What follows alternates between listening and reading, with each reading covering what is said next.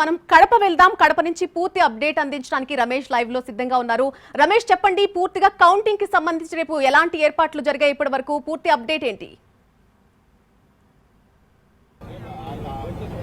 నల్లని ఉమ్మడి కడప జిల్లాలోని 10 నియోజకవర్గాల్లో కౌంటింగ్ కార్యక్రమం చేపట్టడం కోసం అధికార యంత్రాంగం సర్వం సిద్ధం చేశారు. కడప నగరంలో ఉన్నటువంటి మౌలానా అబ్దుల్ కలాం యూనివర్సిటీలో కౌంటింగ్ కేంద్రాన్ని నిర్వహిస్తున్నారు. ఈ యొక్క కౌంటింగ్ కేంద్రాన్ని ప్రస్తుతం ఇప్పుడు రెడ్ జోన్ గా ప్రకటించారు. ఎందుకంటే దాదాపు 2 కిలోమీటర్ల వరకు, అంటే కౌంటింగ్ కేంద్రానికి 2 కిలోమీటర్ల వరకు కూడా రెడ్ జోన్ గా ప్రకటించి ఎవరిని కూడా అటు సైడ్ వెళ్లనీయకుండా కట్టుదిట్టమైనటువంటి భద్రతా ఏర్పాట్లు చేస్తున్నారు. దాదాపు 500 మంది పోలీసు బలగాలతో మనం చూసినట్లయితే దాదాపు 500 మంది పోలీసు బలగాలతో పూర్తి రక్షణ చర్యలు చేపడుతూ వస్తున్నారు. అయితే ప్రతి ఒక్కరిని కూడా క్షుణ్ణంగా పరిశీలించినటువంటి తరువాతనే కౌంటింగ్ కేంద్రాలకు పంపుతామంటూ కూడా ఇప్పటికే అధికార యంత్రాంగం చెప్తున్నారు. ఎందుకంటే రేపు అంటే మరికొద్ది గంటల్లోనే కౌంటింగ్ కార్యక్రమం ప్రారంభం కాబోతున్నటువంటి నేపథ్యంలో ఇక్కడ మనం చూసినట్లయితే 30 పోలీస్ యాక్ట్ తో పాటు 144 సెక్షన్, అంటే జిల్లా వ్యాప్తంగా 144 సెక్షన్ అనేటువంటి కూడా అమలు చేస్తున్నట్టు అధికారులు చాలా స్ట్రిక్ట్ గా చెప్తున్నారు. ఎందుకంటే ఇప్పటికే అంటే ఎన్నికల సందర్భంగా జిల్లాలో చోటు చేసుకున్నటువంటి పలు ఘర్షణల నేపథ్యంలో జిల్లాలో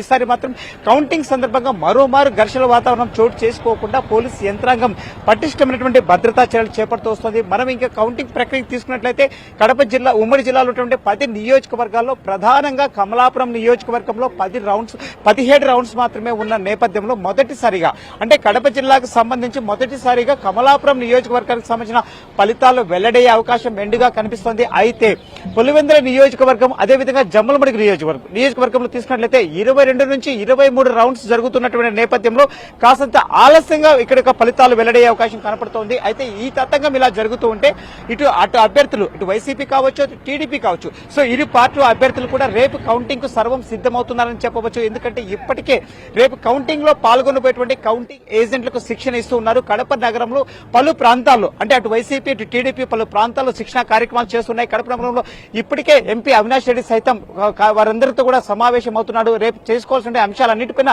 క్షుణ్ణంగా వాళ్ళకు వివరించడం కూడా జరుగుతుందని చెప్పవచ్చు. నల్ని రైట్ రమేష్, రైట్. కడప వ్యాప్తంగా ఉన్నటువంటి